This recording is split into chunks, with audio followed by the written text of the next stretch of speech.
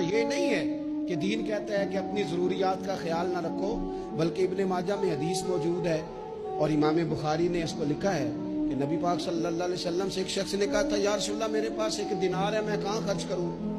حضور نے خرچ کرنے کی ترتیب بتائی، فرمایا اسے اپنی ذات پر خرچ کر۔ عرض کی یا رسول اللہ صلی اللہ علیہ وسلم اگر میرے پاس ایک اور دینار بھی ہو؟ فرمایا اسے اپنی بیوی پر خرچ کر۔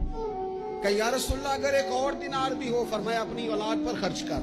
یا رسول اللہ اگر ایک اور دینار بھی ہو؟ فرمایا خادم پر خرچ کر، اپنے غلام پر خرچ کر، اپنے ملازم پر خرچ کر۔ یا رسول اللہ اگر ایک اور بھی ہو؟